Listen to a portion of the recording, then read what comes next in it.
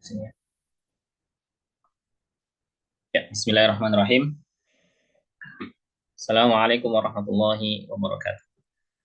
Alhamdulillah wassalatu wassalamu ala Rasulillah wa ala alihi wa sahbihi wa man walah wa la hawla wa la quwwata illa billah. Allahumma alimna ma yanfa'una wanfa'na bima 'allamtana wa zidna ilman tanfa'una bihi ya rabbal alamin. Subhanaka la ilma lana illa ma 'allamtana innaka antal alimul hakim wa tub 'alaina innaka antat tawwabur rahim. Amma ba'd. Alhamdulillah rabbil alamin, berjumpa lagi untuk kesekian kalinya. Semoga perjumpaan demi perjumpaan Allah Subhanahu wa taala terus membimbing kita untuk sesuai dengan apa yang Ia inginkan Subhanahu wa taala. Pada kesempatan kali ini kita akan masuk ke fikih Ramadan, mengingat bahwa momentum tersebut semakin mendekat ke kita.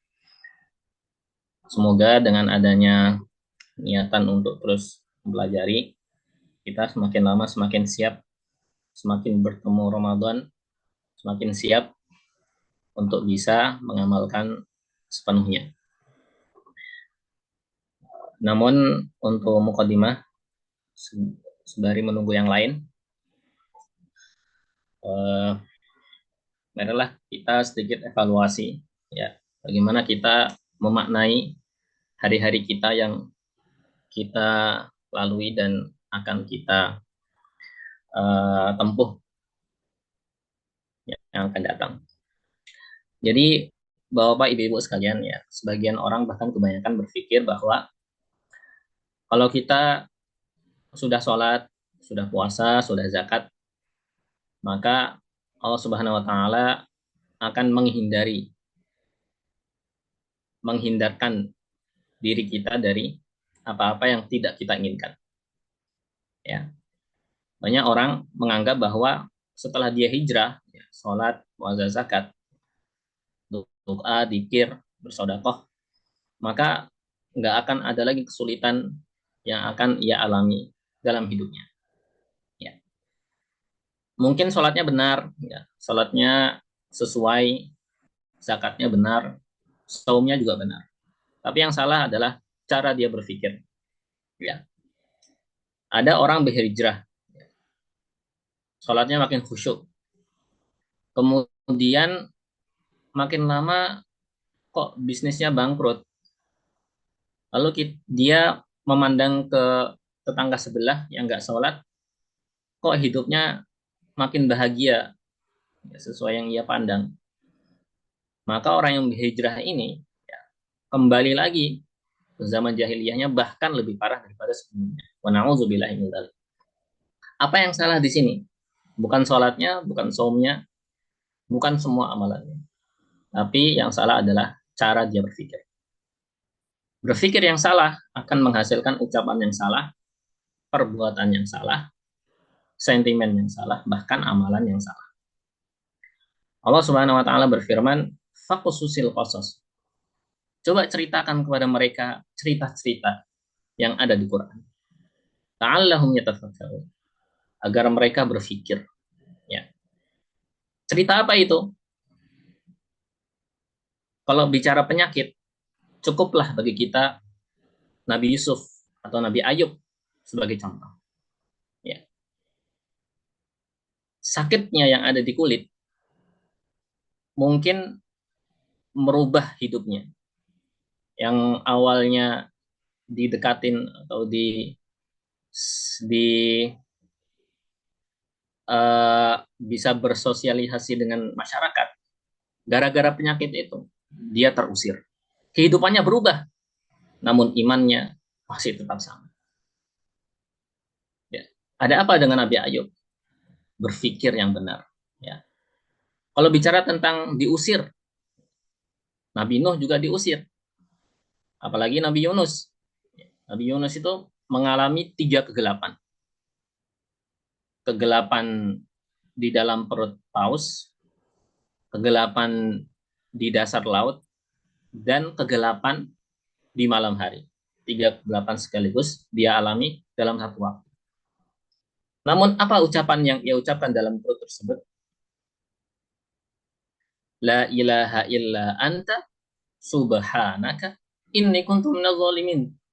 Dia tidak mengeluh, dia tidak menyalahkan Allah, namun justru malah menyalahkan diri dia sendiri. Kenapa? Ya, mungkin ada sisi hatinya yang tidak menerima terhadap ridho, terhadap takdir tersebut. Lalu ia pun menyalahkan dirinya sendiri. Bicara tentang kesusahan, kesulitan, ya, dakwahnya tidak diterima, dilempari batu oleh anak-anak dan orang gila, bahkan pelipisnya sampai berdarah. Ya. Siapa lagi kalau bukan Nabi kita Muhammad SAW. Maka cukup bagi kita baginda Nabi sebagai contoh. Yang mana fiddin rahimani wa rahimakumullah. Ya. Lalu apa sih yang harus kita rubah dari cara kita berpikir apabila kita masih menganggap bahwa sholatnya kita akan menghilangkan semua kesulitan kita. Harus kita pahami bahwa hidup adalah ujian. Semua yang kita lalui adalah ujian. Ya. Bahkan Allah Subhanahu wa taala berfirman, "Wa balawnahum bil hasanat." Wa balawnahum bil hasanat. Jadi ujian itu tidak hanya yang sulit-sulit, ya. Orang menganggap bahwa misalnya panennya gagal. Dia berpikir, "Wah, ini ujian." Loh, sebelum gagal itu juga ujian. Jadi ujian itu ada yang pahit, ada yang manis. Contohnya ujian yang manis apa? Nabi Dawud diuji dengan kekuasaan. Nabi Sulaiman diuji dengan harta. Yang diuji dengan paras wajah, Nabi Yusuf. Ya. Jadi ujian-ujian tersebut cukuplah bagi kita dengan membaca orang-orang, membaca sejarah orang-orang yang telah diberikan Allah Subhanahu wa taala ujian tersebut. Lalu dari semua ujian ini, ya, dari kita lahir sampai meninggal, siapakah mereka yang lulus? Ya, karena semua ujian pasti ada kelulusan, yaitu mereka orang kaya yang menerima uang dari Allah Subhanahu wa taala hanya sampai pada tangannya. Setelah sampai tangan, ia buang lagi uang tersebut ke orang-orang yang membutuhkan. Ya. Siapakah mereka yang lulus?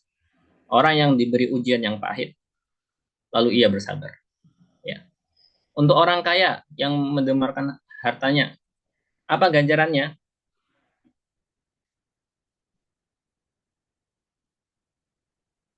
La in syakartum la azidan. Orang kaya itu cara bersyukurnya adalah bersedekah. Apabila ia bersedekah, maka Allah akan menambahkan. Kalau yang diuji dengan yang pahit-pahit kemudian dia bersabar, apa balasannya? A'attu li'ibadiyas salihin. Kata Allah dalam hadis qudsi. Mala ainun ru'at, yaitu jannah yang tidak pernah dilihat oleh mata.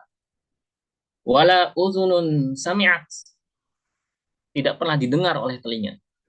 Wala khatara ala qalbi masyar, tidak pernah terbesit dalam benak seorang pun yang ada di dunia ini. Ya. Bahkan Allah Subhanahu wa taala berfirman, "Innama yuwaffas sabiruna ajrahum bighairi hisab." Ya. Ganjarannya orang yang bersabar itu nggak ada hitungannya. Ya. Tidak ada orang yang bisa menghitung. Hanya Allah Subhanahu wa taala yang mengetahuinya. Jadi kalau kita pemahamannya benar, ya, bahwa Nabi dan Rasul saja tidak lepas dari ujian.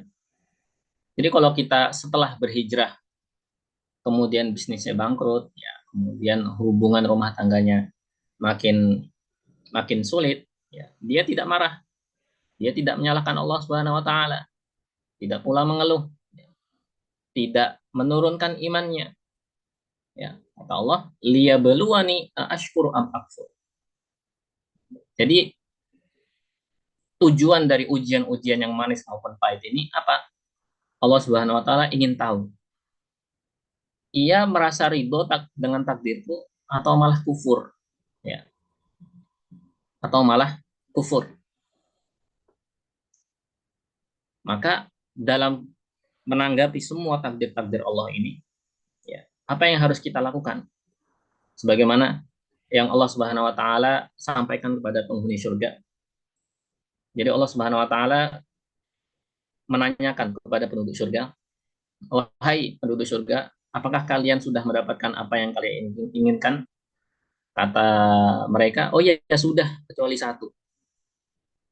Apa itu kata Allah Subhanahu wa taala? Jawab mereka, "Ridhomu, wahai Allah. Kamu belum meridhoi kami sepenuhnya." Kata Allah Subhanahu wa taala, "Ridhoku hanya untuk mereka yang ridho terhadapku." Maksudnya apa? Ridho sepenuhnya terhadap takdir-takdir. Allah Subhanahu wa taala juga berfirman dalam hadis qudsi, "Malam yardo biqodoi." Barang siapa yang tidak ridho, tidak bisa menerima takdir-takdirku, fal yatlub robban siwaya. Maka hendaklah ia mencari Tuhan selain. Jadi Allah tidak sudi ya menjadi Tuhan terhadap mereka yang tidak ridho terhadap takdir-takdir. Makanya kita selalu diajarkan doa apa? Zikir pagi dan petang. Salah satunya raditu billahi robba, aku ridho Allah Subhanahu wa taala sebagai Rabbku, wabil Islami dina, ridho terhadap Islam sebagai agamaku, Nabi Muhammadin nabiyan wa rasulah, dan ridho Nabi Muhammad SAW sebagai nabi dan rasul. Alhamdulillahirabbil alamin. Kita memasuki tema inti, yaitu fikih Ramadan, ya, sebagaimana tema malam ini. Tentu banyak yang sudah mengetahui dan mungkin ada pertanyaan yang belum terjawab hingga saat ini, nanti kita diskusikan. Namun sebelum itu saya ingin menyampaikan yang basic dulu. Nanti di sela-sela itu, nanti kalau ada pertanyaan bisa disampaikan langsung di kolom komentar berkaitan dengan poin-poin yang saya sampaikan secara berurutan. Ya, Bismillahirrahmanirrahim.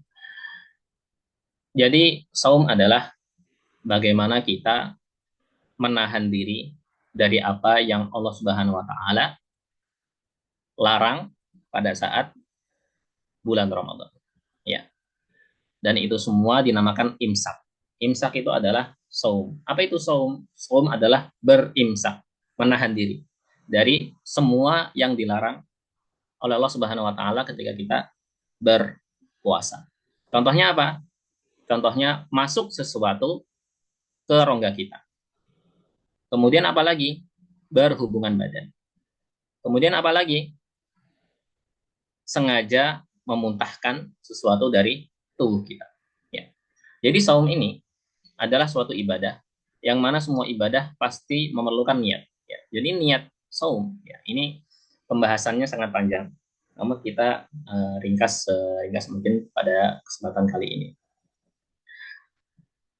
Niat saum dalam mazhab Syafi'i itu harus sebelum masuknya waktu subuh. Ya. Mungkin ada orang yang menganggap bahwa waktu subuh adalah patokannya azan, ya, azan subuh. Ini pemahaman yang kurang tepat. Ya. Waktu subuh adalah ketika masuk waktu fajar. Kapankah itu? Ya, tidak bisa berpatokan dengan azan subuh, karena sang muadzin mungkin terlewat atau kecepatan dalam menentukan waktu azan. Jadi bagaimana kita menentukan azan, menentukan waktu awal kita berpuasa? Kita harus menentukan sendiri waktunya. Ya. Kita tentukan hari ini subuhnya di jam sekian, ya, menit sekian. Ya. Jadi tidak ada alasan, oh ini belum azan, padahal sudah masuk waktu azan. Ya, mungkin misalnya muadzin terlambat 5 menit, dia masih makan. Ya, ini salah. Jadi azan itu dengan waktu subuh dua hal yang berbeda. Di mana patokan kita? Patokannya adalah waktu fajar. Ya, misalnya kita berada di satu tempat yang tidak ada azan. Ya, apakah kita tidak berpuasa pada saat itu? Tidak juga. Ya, karena patokan kita waktu, bukan azannya sang muadzin. Ya. Lalu bagaimana kalau niatnya itu ternyata lupa dilantunkan oleh hati ya, sebelum memasuki waktu fajar. Contohnya setelah sahur tiba-tiba ketiduran ya. Bangun-bangun udah azan ya, kan udah iqomat. Apa yang harus dia lakukan? Ya, ini dalam mazhab Syafi'i dia batal. Ya, dia batal. Harus menggantinya di lain waktu di luar Ramadan. Ya, adapun nanti mazhab lain bisa kita bahas di sesi akhir. Kemudian yang tidak boleh saum adalah selain yang lupa niat ya, itu orang yang haid, orang yang nifas, dan yang melahirkan. Yang melahirkan itu membatalkan puasa. Karena apa? Orang yang melahirkan itu sama seperti mengeluarkan air mani. Keluarnya air mani itu membatalkan. Karena para ulama berpendapat bahwa anak itu adalah air maninya suami. Ya, masuk ke dalam tubuh wanita, dikeluarkan dalam bentuk anak itu air mani. Ya, jadi keluar anak itu sama seperti keluarnya air mani dan itu membatalkan puasa. Ya.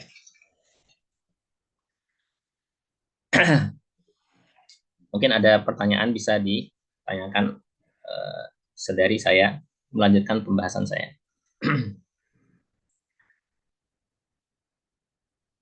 Kemudian juga pembahasan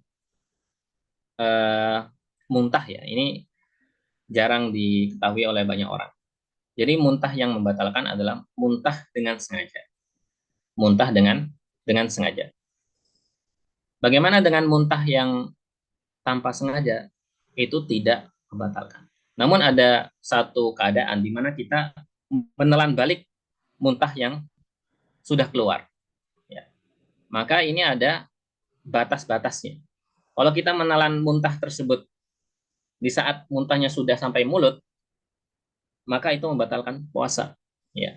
Namun apabila sebelum masuk mulut, ya, mulut dengan tenggorokan itu batasnya makhraj kho, ya, paling atas itu tenggorokan. Sebelum batas tersebut masuk lagi turun ke tubuh, maka hal tersebut belum membatalkan puasa. Ya.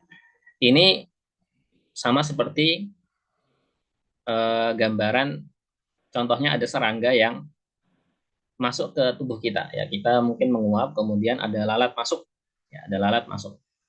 Ini sebagai gambaran untuk menyatukan semuanya. Ketelan ya. Apakah membatalkan puasa? Tidak, karena tidak sengaja. Lalu ada orang yang berusaha untuk memuntahkan lagi, mengeluarkan, bukan memuntahkan ya, mengeluarkan lalat dari tenggorokannya. Apa eh, gambarannya? Dia sama seperti sengaja memuntahkan sesuatu dalam tubuhnya. Ya, jadi dia batal.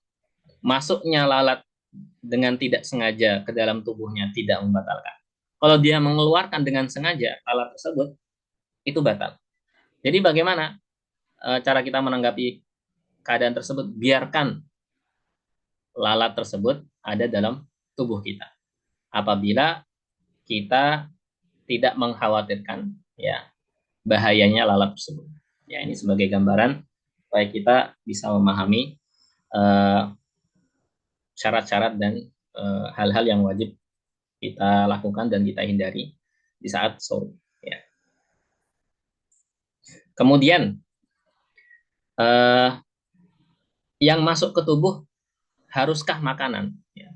Jawabannya tidak. Jawabannya tidak. Contohnya kerikil masuk ke dalam tubuh.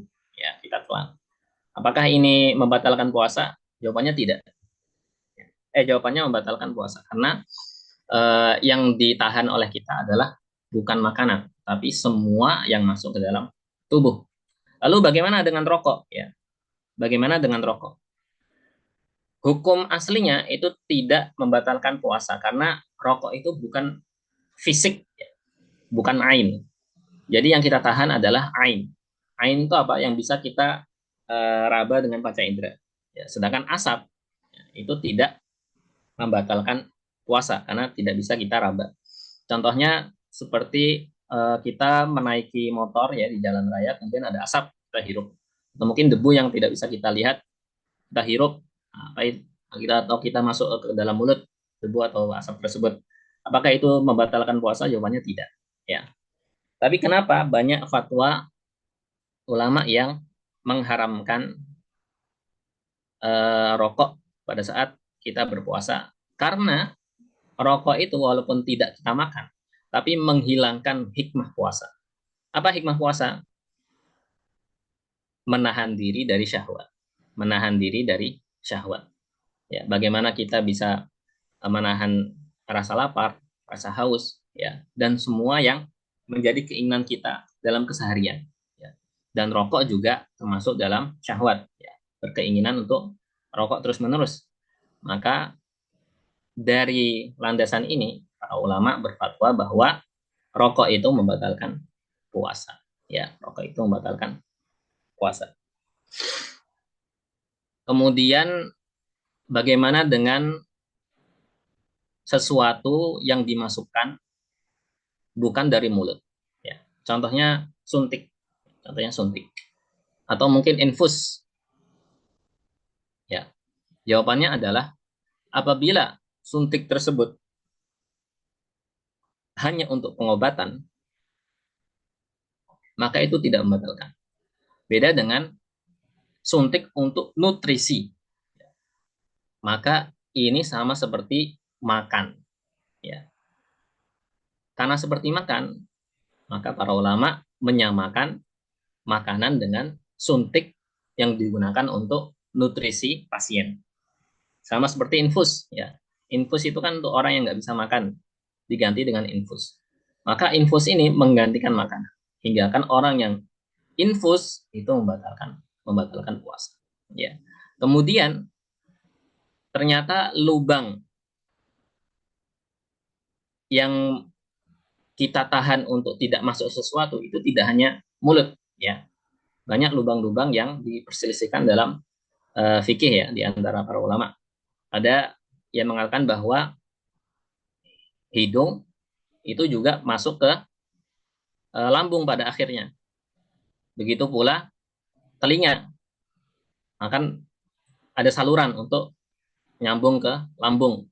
Begitu pula mata, ya. Dari semua ini, ya, ulama-ulama klasik itu diteliti oleh kedokteran zaman sekarang. Maka fikih kontemporer menentukan bahwa ada beberapa lubang yang sampai ke lambung dan ada beberapa lubang yang tidak sampai ke lambung. Ya, jadi fikih kontemporer yang mengatakan bahwa beberapa lubang yang sampai ke lambung adalah mulut. Ya, jadi kalau ada sesuatu yang masuk ke mulut dia batal puasanya. Kemudian hidung, ya, tetes hidung itu membatalkan puasa.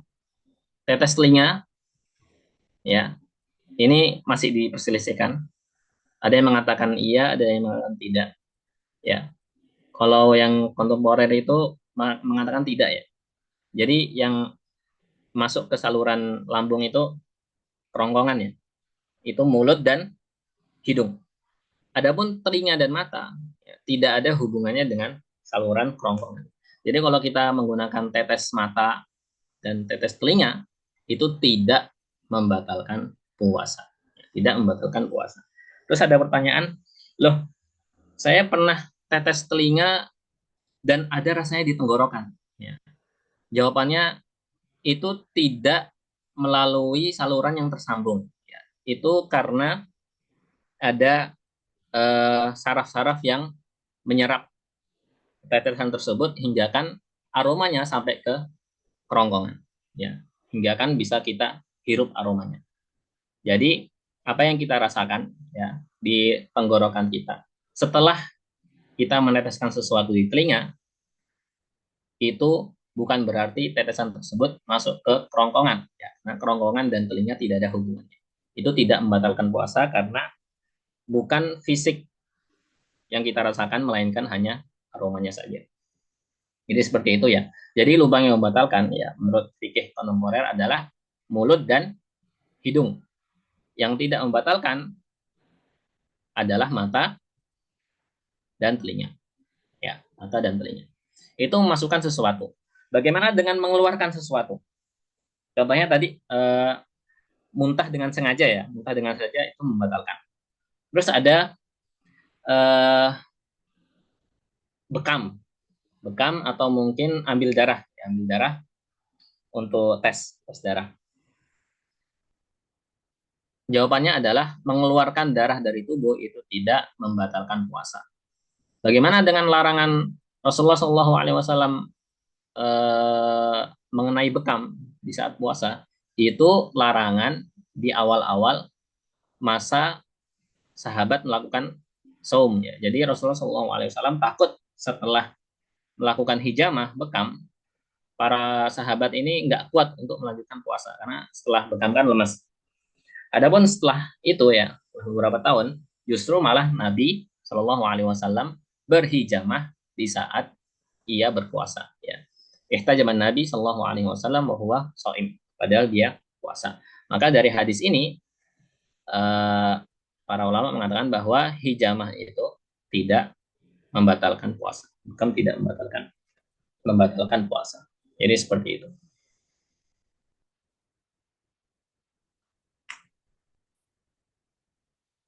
Mungkin ada yang tanyakan, silahkan.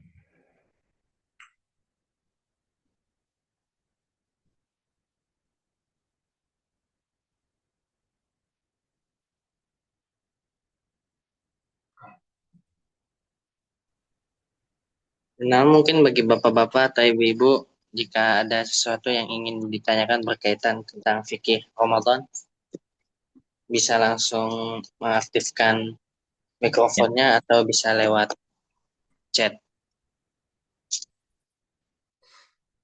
ya. Saya sampaikan beberapa yang mungkin menjadi permasalahan terus-menerus dan ditanyakan oleh banyak orang ya setiap memasuki bulan Ramadan. Bentar, ini ada pertanyaan.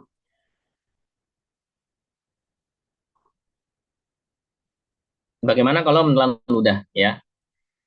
Lisa, menelan menelan ludah. Ya. Ludah itu bukan bagian dari yang dilarang ya. Jadi menelan ludah itu tidak mengapa. Apabila ludah tersebut tidak tercampur dengan yang lain. Contohnya apa? Contohnya makanan yang terselip di gigi, kemudian masuk ke turun ke lidah dan kita telan. Ya, dengan alasan kita hanya menelan lidah, menelan apa? Menelan ludah. Maka yang seperti ini membatalkan puasa. Ya, yang membatalkan puasa adalah dahak. Dahak membatalkan puasa. Ya. Jadi kalau kita mengeluarkan dahak, kemudian kita menelan lagi, itu batal puasanya. Tapi ada beberapa orang yang itu dahaknya belum sampai pangkal lidah ya, lidah paling belakang. Kemudian dia telan lagi. Apa hukumnya? Hukumnya tidak membatalkan. Ya. Jadi mulut dengan tenggorokan batasnya adalah makhraj huruf kho. Ya, makhraj huruf kho. Kho itu tenggorokan paling atas. Di saat dahak sudah melewati itu, tidak boleh kita telan lagi. Kalau kita telan, maka puasanya batal. Harus kita keluarkan. Wajib hukumnya. Jadi yang membatalkan itu bukan ludah ya, apabila tertelan, tapi dahak. Tapi dahak. Ya, jadi seperti itu.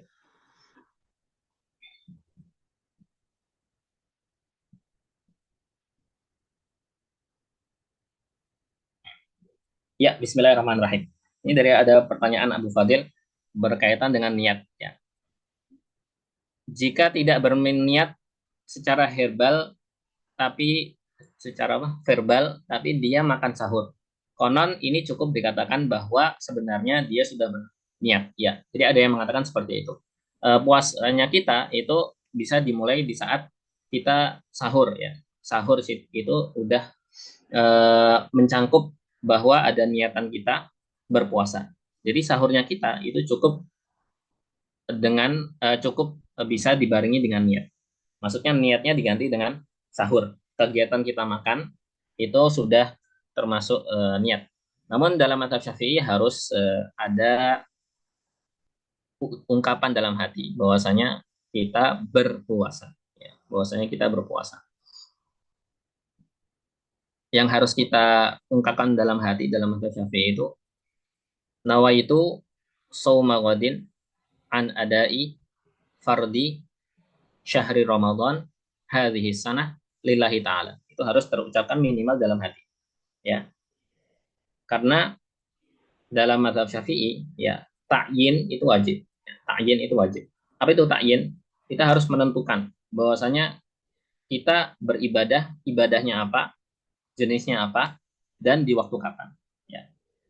Saya berniat nawaitu shauma ghadin. Saya berniat besok berpuasa. Berarti harus di malam hari. Berpuasa untuk melakukan an ada ifardi syahri Ramadan, untuk melakukan kewajiban Ramadan hadhi sana di tahun ini. Lillahi taala, ikhlas karena Allah Subhanahu wa taala. Ya, ini harus terucapkan dalam hati kita. Namun ada juga yang mengatakan bahwa tidak usah diungkapkan dalam hati, cukup dengan kitanya sahur, ya itu sudah termasuk masuk dalam bagian niat. Jadi seperti itu.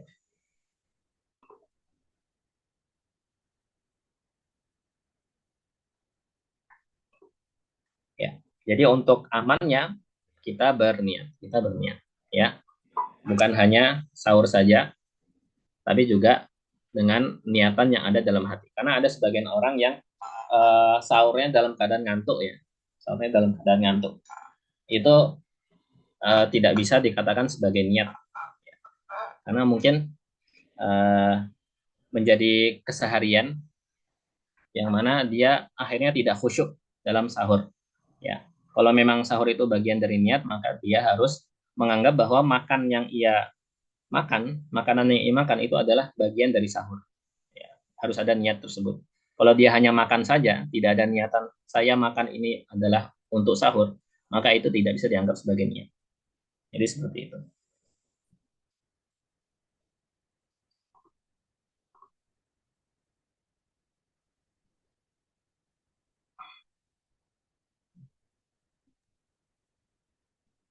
Ya, batas fajar ke azan itu kira-kira berapa? Ya? Terus bagaimana kalau ketika sahur kemudian terdengar azan? Batas fajar ke azan. Di detik masuk fajar itu muadzin harusnya langsung azan. Ya. Tapi karena mungkin ada kegiatan lain sebelum masuk ke sebelum dia azan hingga kan mungkin terlambat 1 atau 2 menit gitu. Nah, di saat kita mendengarkan azan, ya, padahal kita masih sahur, apa yang harus kita lakukan? Berhenti semua kegiatan makan dan minum kita. Berhentinya sejak kapan? Sejak muadzin mengucapkan lafat A di Allahu Akbar. Jadi huruf pertama alif Allahu Akbar, Allahu alif itu langsung berhenti semua kegiatan makan dan minum. Karena itu sudah masuk waktu fajar apabila muadzinnya tepat waktu, ya. Ya. Jadi tidak ada istilah makan dulu sampai sampai lafat apa itu dalam azan biasanya orang sampai hayyalah sholah, tidak, ya, tidak seperti itu. Sejak huruf pertama dalam azan itu sudah tidak boleh makan dan minum, ya. Yang ada di mulut dimuntahkan, yang ada di tangan dibuang, yang ada di tangan dibuang, ya. Karena itu masuk ke khilafiyah, dan kalau untuk jaga-jaga kita keluar dari khilafiyah tersebut, ya seperti itu.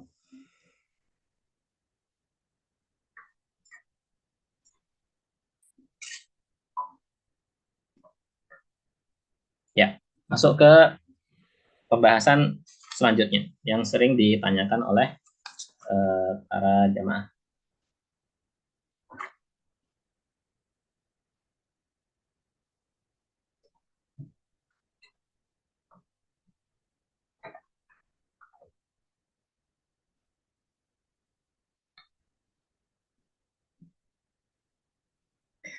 Bismillahirrahmanirrahim.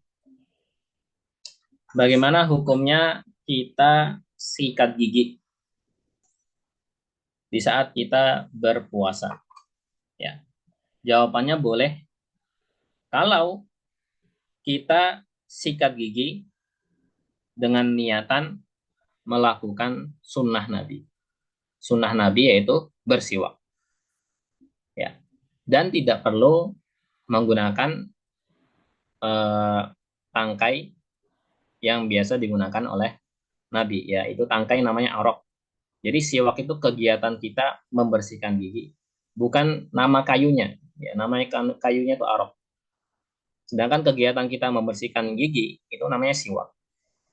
Jadi kita membersihkan gigi dengan gosok gigi yang ada pada zaman sekarang itu adalah siwak, kita bersiwak. Ya. Jadi siwak itu kegiatan, bukan nama kayunya.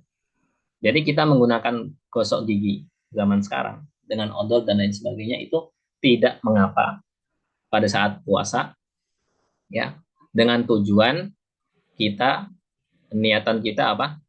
Melakukan sunnah Nabi Shallallahu Alaihi Wasallam. Lalu bagaimana kalau kita sudah kumur, sudah bersih, berkali-kali kumur, masih ada rasa-rasa odolnya? Ya, itu bukan fisik odol ya, itu hanya aroma saja. Kalau kita sudah yakin bahwa odol sudah bersih, sudah keluar semua dalam mulut kita, ya, udah keluar semua dari mulut kita, kemudian masih ada rasa-rasanya, itu tidak mengapa. Itu tidak mengapa apabila tertelan. Karena itu hanya bekas-bekas, yaitu asar. Itu bekas-bekas dari odol, bukan aib, bukan fisik dari odol tersebut. Jadi seperti itu.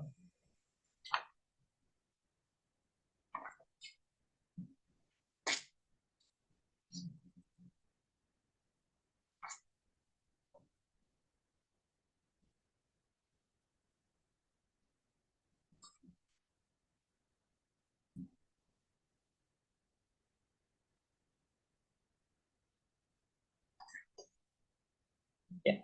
Sudah cukup. Kita masuk pada kodok, fidyah, dan kafaroh. Ini wajib bagi kita untuk ketahui. Karena kalau kita tidak lakukan, maka Ramadan kita akan lewat sia-sia. Akan lewat sia-sia.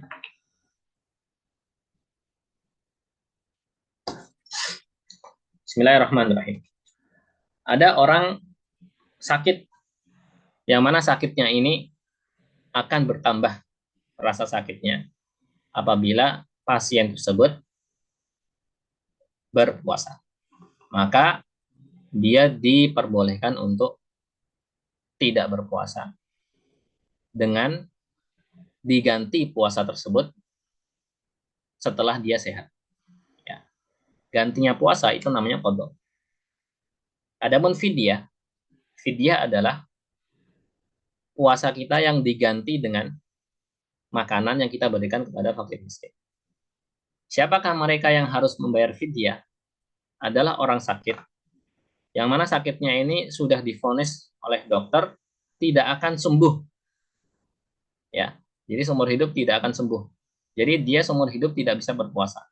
Maka puasanya ini tidak bisa digantikan dengan qadha, ya, dengan puasa ganti, tapi dengan fidyah. Berapa fidyah? Fidyah adalah satu mud. Satu mud itu 6 ons, ya, 0,6 kilogram beras, ya, kalau di Indonesia beras. Jadi setengah kilo lebih kita berikan kepada fakir miskin. Kita berikan kepada fakir miskin. Harus fakir miskin, ya, tidak boleh dibagikan ke tetangga-tetangga. Ya, kita harus yakini bahwa fidyah ini sampai ke tangan fakir miskin. Ya, ini seperti itu. Kemudian ada namanya kafaroh. Ya. Kafaroh ini harus melakukan di antara 3 pilihan. Membebaskan budak, ya, zaman sekarang nggak ada. Puasa 60 hari berturut-turut, atau memberi makan 60 fakir miskin. 60 orang fakir miskin. Siapakah yang diwajibkan untuk kafaroh? Mereka yang sengaja melakukan hubungan badan, ya, suami istri, di hari puasa. Ya. Ini wajib, harus kafaroh. Siapakah di antara dua itu, suami istri yang harus kafarah yang mengajak. Ya, apabila yang mengajak suami, maka yang kafarah itu suaminya. Jadi seperti itu.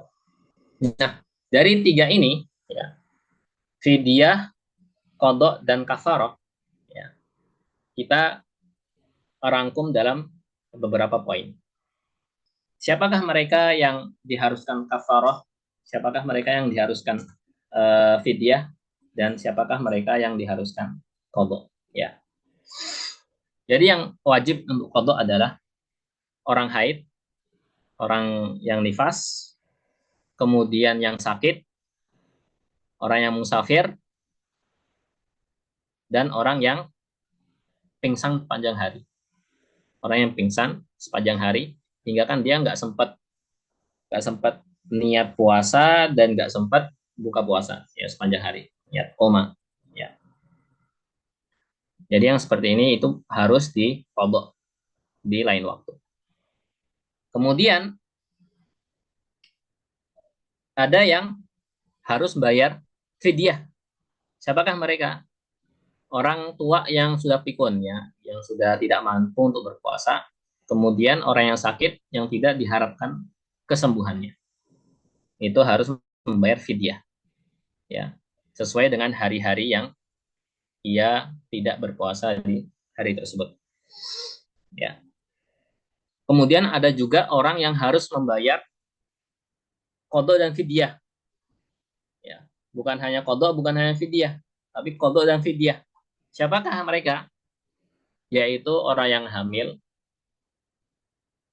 ataupun yang menyusui, yang mana perempuan ini, ya, baik yang hamil maupun yang menyusui, membatalkan puasa dengan alasan takut bayinya tidak mendapatkan nutrisi yang baik. Maka setelah Ramadan, si perempuan ini harus kodok ganti puasa. Misalnya 30 hari ya, diganti 30 hari. Dengan fidyah. Ya, satu hari satu mud. Ya, satu hari setengah kilo lebih beras dikasihkan ke fakir miskin. Apabila yang hamil maupun yang menyusui ini membatalkan puasa dengan alasan khawatir terhadap dirinya, ya, maka ini masuk ke ranah orang yang sakit. Maka dia hanya diwajibkan qada. Namun apabila si perempuan ini, baik yang hamil maupun yang menyusui, takutnya bukan pada dirinya, tapi hanya terhadap bayinya, maka diharuskan qada dan fidyah. Diharuskan qada dan fidyah. Ya. Jadi penjelasannya seperti itu. Ada orang hamil maupun yang menyusui takut terhadap dirinya hingga kan ia membatalkan puasa. Ada yang takut terhadap bayinya. Ada yang takut terhadap bayinya. Maka yang pertama cukup kodok, yang kedua dia harus kodok dan fidyah. Dia harus kodok dan fidyah. Nah, dan juga ada orang yang harus kodok dan fidyah, ya, selain orang yang hamil dan menyusui. Siapakah itu? Yaitu yang utangnya belum dibayar sampai Ramadan setelahnya. Misalnya di tahun 2024 dia utang 2 hari, sampai di tahun 2025 utangnya masih belum kebayar. Maka dia tidak hanya kodok, tapi kodok dan fidyah. Tapi kodok dan fidyah. Nah, jadi seperti itu. Kemudian siapakah yang diwajibkan untuk kafarah? Yaitu mereka yang jima dan hanya satu jenis tersebut. Ya, hanya satu jenis tersebut. Ya. Jadi seperti itu ya.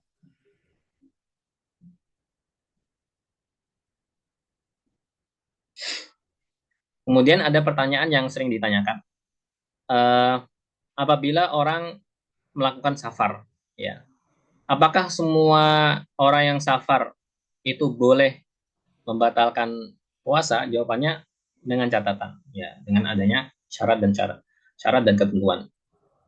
Contohnya ada orang yang melakukan perjalanan itu setelah masuk fajar, maka orang ini ya harus puasa di hari tersebut karena ada beberapa waktu ya, setelah fajar ia masih di kampung halamannya, maka dia diwajibkan di hari itu untuk berpuasa. Musafir yang boleh tidak berpuasa adalah yang memulai perjalanannya sebelum masuk waktu fajar. Ya. Jadi boleh di hari itu dia tidak berpuasa. Ya. Dengan gambaran lain, contohnya ada orang yang melakukan perjalanan 3 hari. Ya, 3 hari melakukan perjalanan. Di hari pertama dia mulai di jam 8 pagi. Maka dia harus puasa di hari pertama. Kemudian di hari kedua boleh tidak berpuasa. Ya, jadi seperti itu. Jadi status musafirnya itu harus dari sebelum masuk fajar. Baru boleh dia tidak berpuasa. Baru boleh dia tidak berpuasa. Ya seperti itu. Itu bedanya musafir dengan yang sakit. Ya, ataupun kalau orang yang sakit itu mau batal kapanpun itu boleh. Adapun kalau musafir itu harus dimulai sebelum waktu fajar. Status musafirnya. Ya. Kemudian apabila ada orang yang berpuasa sampai-sampai dia dehidrasi atau mungkin kelaparan yang sangat-sangat ia rasakan. Maka orang yang sangat kelaparan dan sangat kehausan ini masuk dalam kategori orang yang sakit hingga kan ia boleh membatalkan puasa. Contohnya siapa? Contohnya mungkin tukang bangunan ya atau mungkin buruh full day. Apabila sangat-sangat lapar dan sangat-sangat haus dan ia yakin kalau dilanjutkan puasanya ia mungkin bakal pingsan atau sakit-sakitan, maka boleh ia membatalkan puasa. Jadi boleh ya membatalkan puasa karena lapar tuh boleh. Membatalkan puasa karena haus tuh boleh. Ya. Dengan catatan puasanya laparnya sangat-sangat lapar dan sangat-sangat haus. Karena itu bagian dari masuk dalam kategori penyakit. Orang yang sakit boleh membatalkan puasa. Jadi seperti itu. Ada pertanyaan mungkin?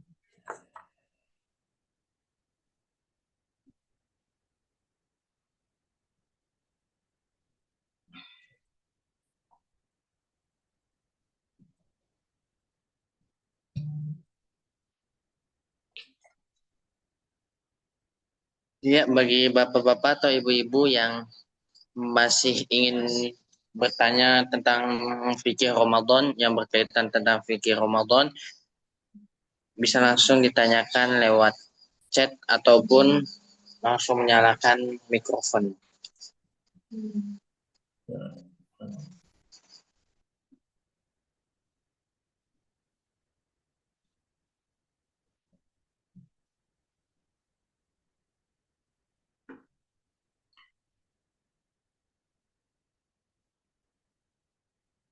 Ya, seperti itu ya.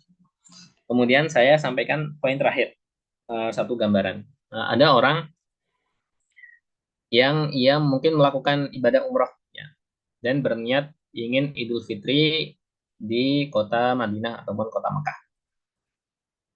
Dia mulai puasanya di tanggal 1 di Indonesia. Kemudian eh, akhir Ramadan dia di Saudi, di Mekah maupun di Madinah. Ya.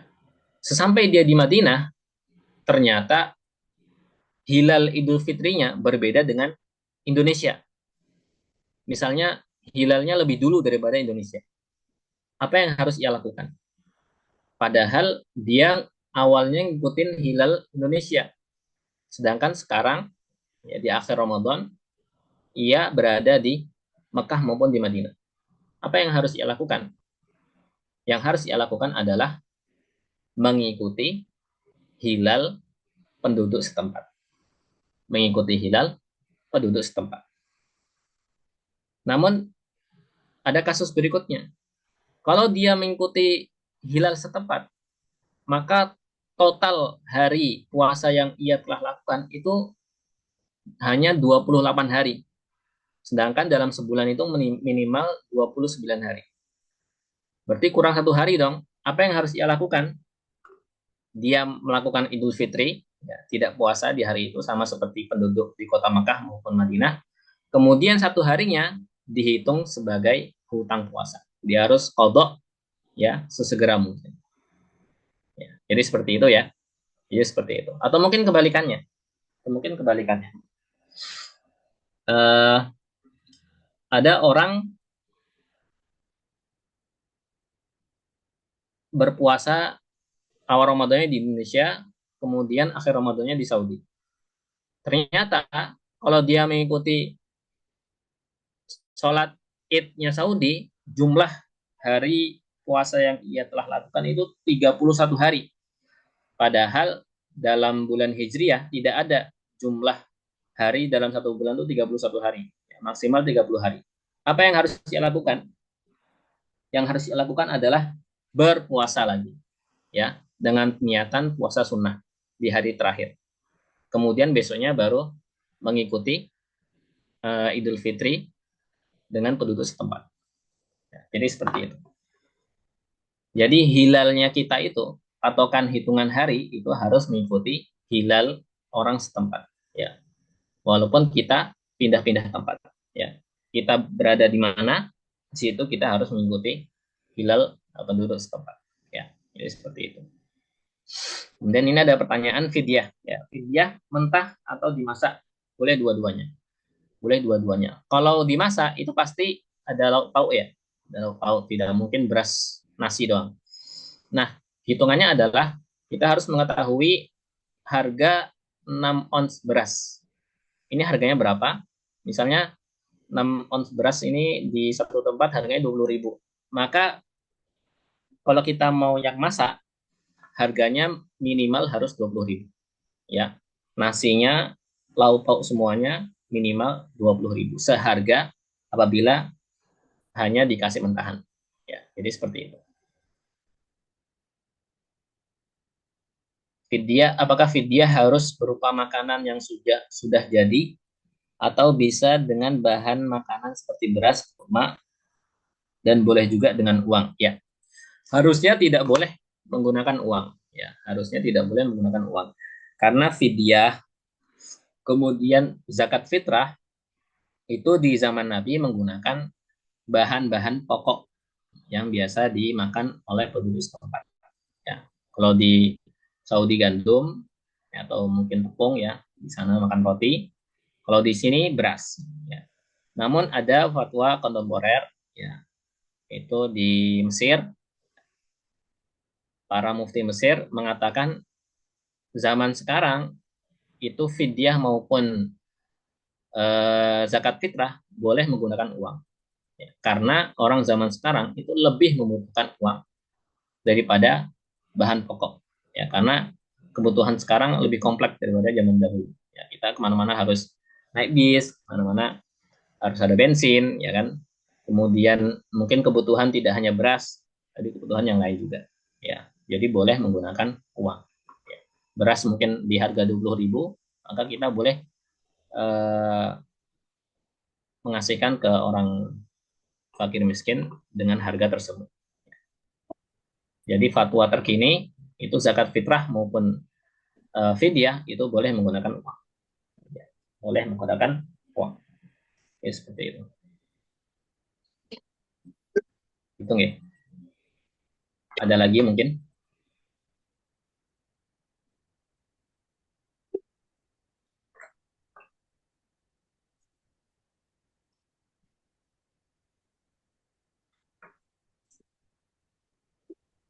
Mungkin ada lagi yang ingin bertanya sebelum kita mengakhiri kajian Zoom pada malam hari ini.